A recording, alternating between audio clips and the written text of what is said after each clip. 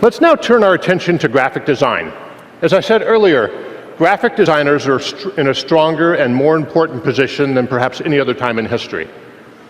And that's because the work that you create, the beautiful image, the beautiful illustrations, the layouts that you create, touch everyone. They touch all of us. Graphic design, as I think you all know, has been a key focus for Adobe over the years. Our core design tools, Illustrator, Photoshop, and InDesign, are tried and true industry standards. We are honored to play this key role. We're humbled at the same time. We aren't resting on our laurels. We are not standing still. What I'd like to do now is to invite up Michael Ninnes, who will share our latest innovations in graphic design workflows. Michael?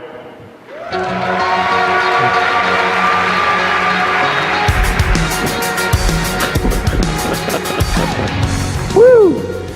Thank you, Brian. Wow, it is great to be back here on the Max stage. Good morning, everyone. I'm excited to share some of the work we've been doing to modernize my personal 3 favorite Adobe applications, Illustrator, InDesign, and Photoshop. In a moment, I'll share how Creative Sync provides huge productivity gains across the desktop. But first, let's start with Illustrator and see what we've done to dramatically increase precision and performance.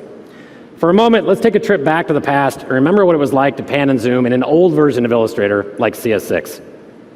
Let's go ahead and just do something simple, fit to window, Command 0. And you'll see it takes a second for that artwork to draw at that new screen level. Every time I click the zoom tool, this old version of Illustrator pauses and delays as it's redrawing that artwork. If I get the hand tool, same thing. You'll notice a lag and a delay as that artwork is panning across the screen. So let's see what panning and zooming is like in the new version of Illustrator, IllustratorCC 2015, the fastest version of Illustrator ever. Let's do the same thing. We'll do a fit to window, Command 0. And every time I get the zoom tool and click, you'll see I don't get those annoying delays like we saw in CS6. Same thing with the hand tool. The artwork now pans smoothly across the screen without delay.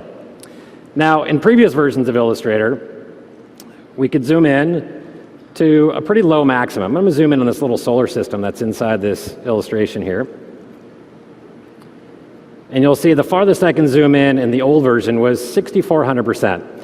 So I can see there's a little bit of detail in that solar system, but I can't quite make out what it says. Well, in the new version of Illustrator, I can just keep zooming all the way to 64,000%. Awesome. Good. So in IllustratorCC, panning and zooming is now 10 times faster and 10 times more precise than CS6. Okay, last year at Max, we introduced the Touch workspace in Illustrator. And this ushered in a whole new way of working with Illustrator that takes advantage of touch and stylus input on touch-enabled devices like the Surface Pro 3. Of course, touch and stylus use is a given for mobile applications, but we believe at Adobe that touch and stylus use are going to continue to grow rapidly on the desktop as well.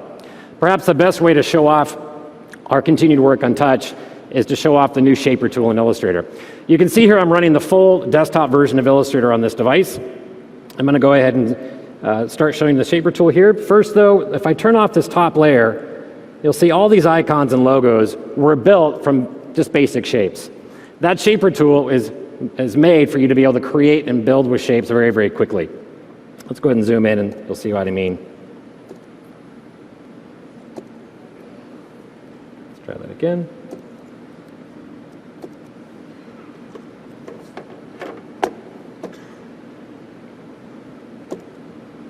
Okay. All right.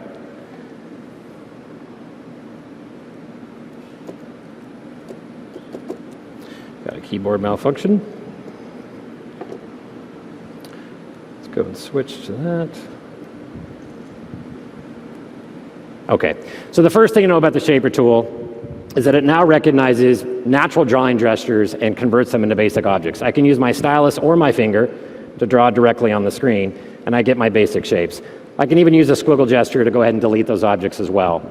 The thing to know about the Shaper tool is it actually creates live shapes now. So all these shapes have properties that can be changed after the objects have been drawn. So for instance, the circle can be changed to a pie chart or a wedge. Corners can be rounded, and the polygon can actually have the number of sides changed as well. Now, if I take let's try that again. There we go. So let's go ahead and delete these objects. If I remove the keyboard from this device, it basically converts from a laptop into a tablet. and Illustrator automatically switches to the touch workspace. So I'm going to keep working on this logo here. I need one more circle. I'm going to go ahead and move that into position, and just going to make that a little bit larger. The other thing to know about the shaper tool is you can also use gestures to perform pathfinder operations, to merge or subtract overlapping objects. So watch what happens as I just start scribbling over the parts of the shapes that I don't want, or the parts that I want to combine. As I do this, you'll start to see a bird emerging from these basic shapes and creating that basic logo. Pretty cool.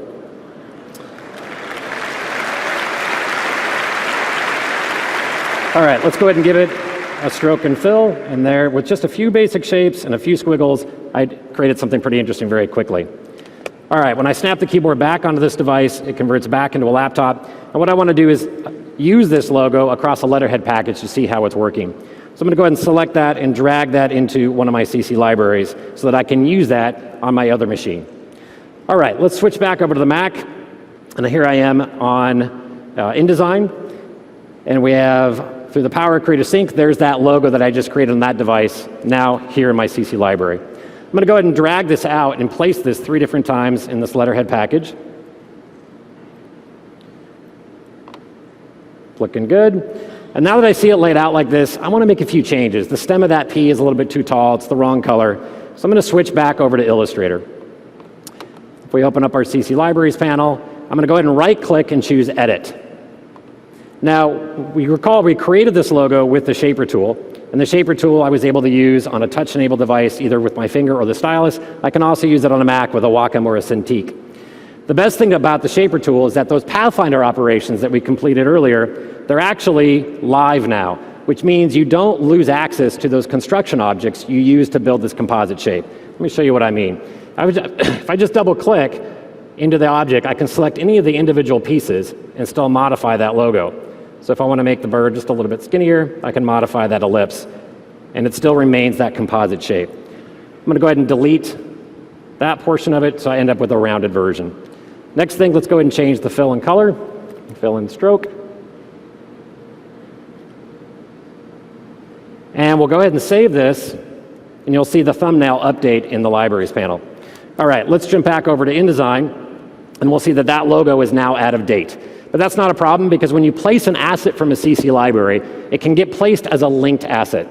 I can just click on this out of date or out of sync icon in the links panel, and Creative Sync automatically updates that to the new version for me. Pretty sweet. All right, we have time for one more thing in Illustrator. How many of you are used to working off of documents like these static style guides, right? This is exactly the kind of problem that CC libraries and Creative Sync were built for.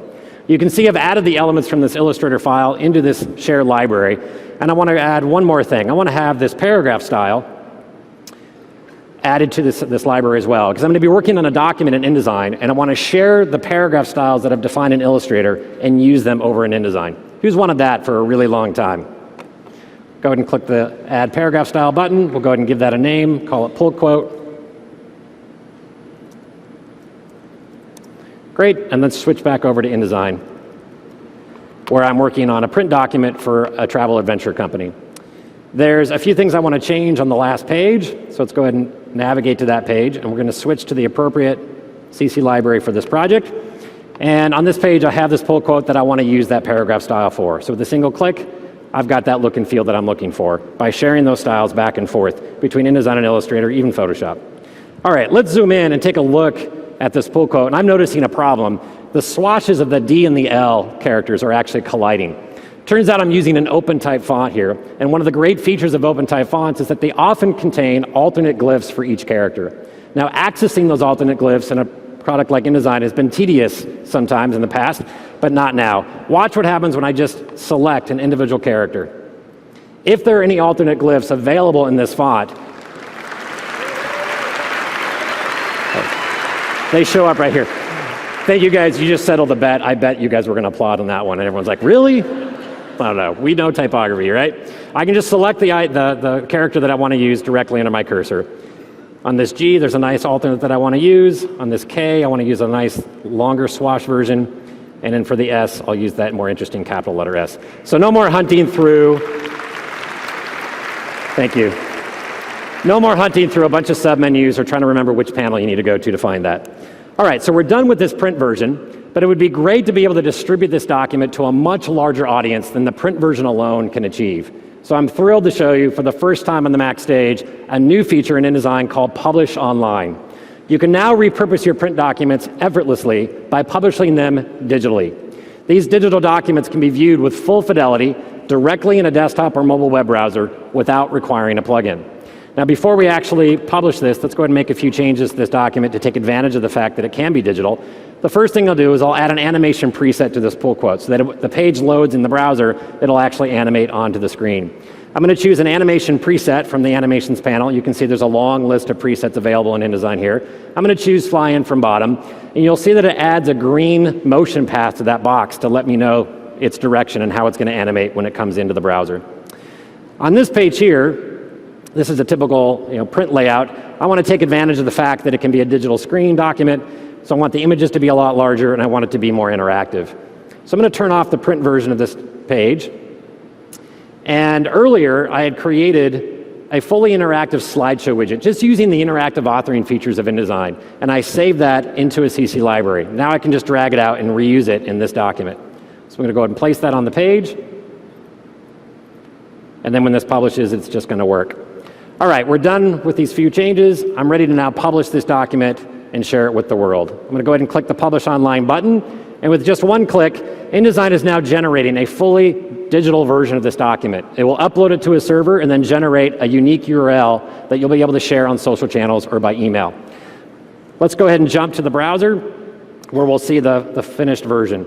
So here we are in Safari or Chrome or whatever. Here's the beautiful animation here on the second page, this beautiful slow-mowing panoramic image. It's a little bit more difficult to do that with the print version.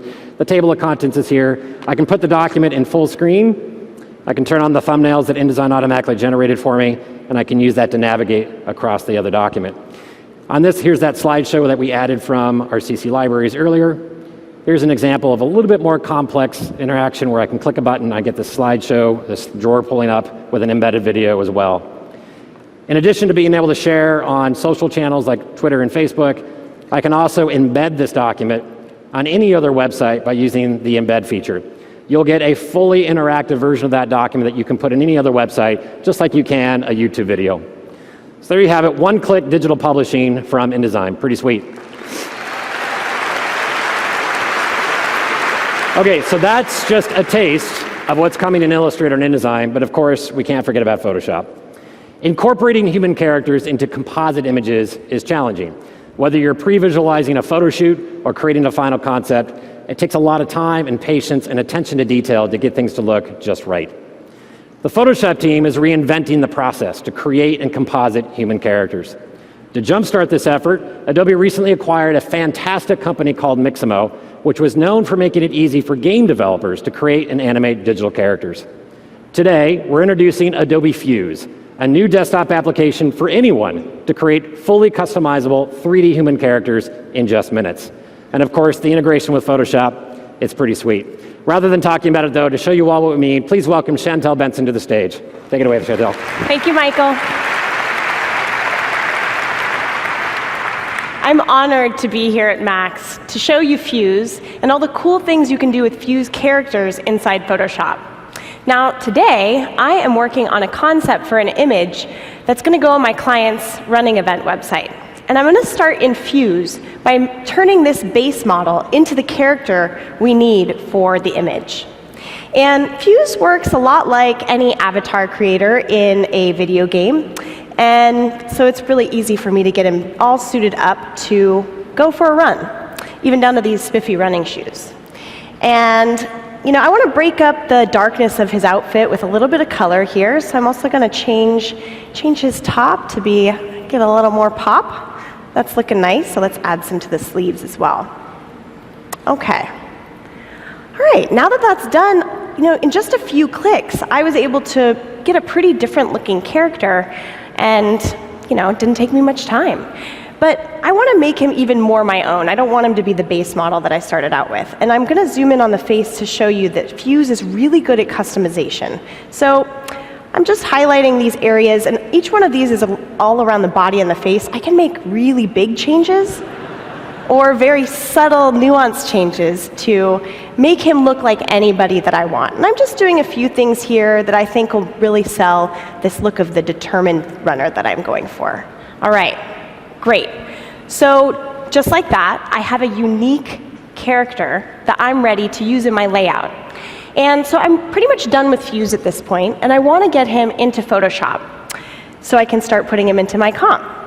To do that, I'm going to leverage the power of Creative Sync and save him to my Creative Cloud library. And this process can take a few moments, so in the interest of your time, let's go over to Photoshop, where I have an identical runner that I've already saved in my library. There he is, right there. Okay, so let's get him onto the canvas, see how this looks like when it's all coming together. All right, not bad, but he doesn't exactly look like he's running, does he? So to do something about that, let's use a brand new feature right inside Photoshop that gives me access to a library that's home to thousands of poses and animations.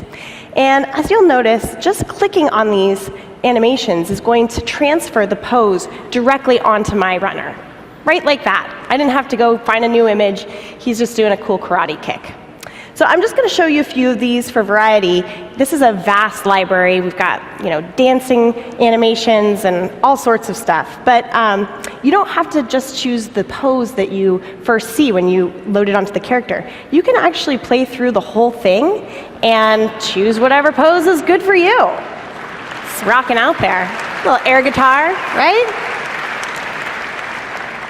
So let's stop him. He doesn't need to play more air guitar. We're doing an image for a running website, so let's get serious. Let's put this sprinting pose on him. I like that a lot. It's got a lot of energy. It's dynamic. That's what my client was going for. And the only thing I would like to change about it is that he's not looking at the camera. Wouldn't that be more compelling?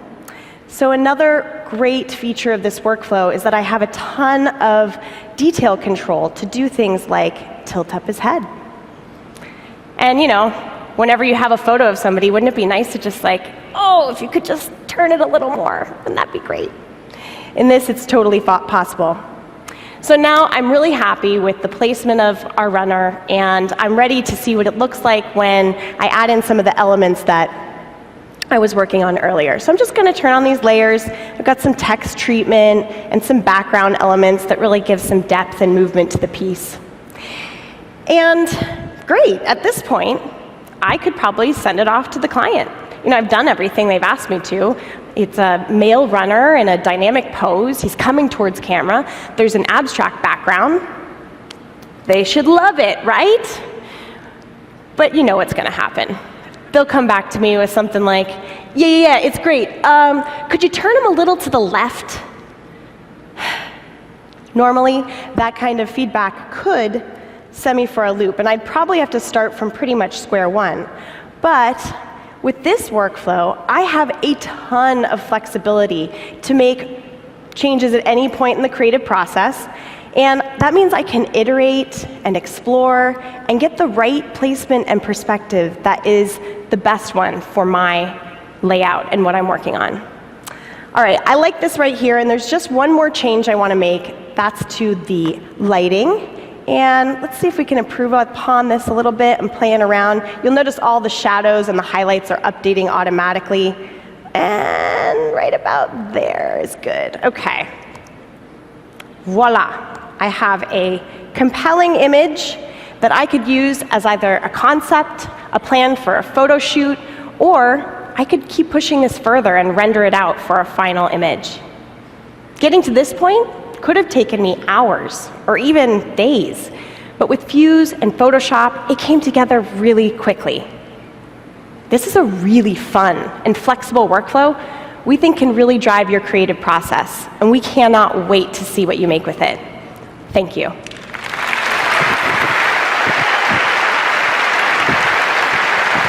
Awesome.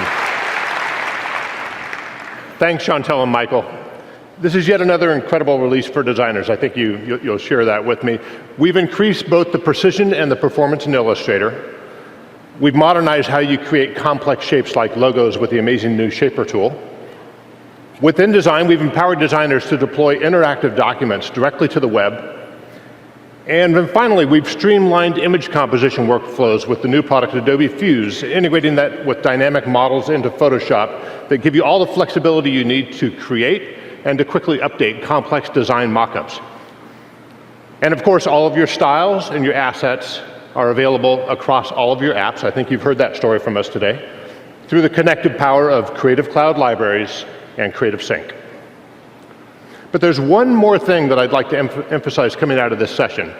Michael showed off how we've deeply enabled touch in Illustrator on Windows to let you directly create and edit your design using natural gestures.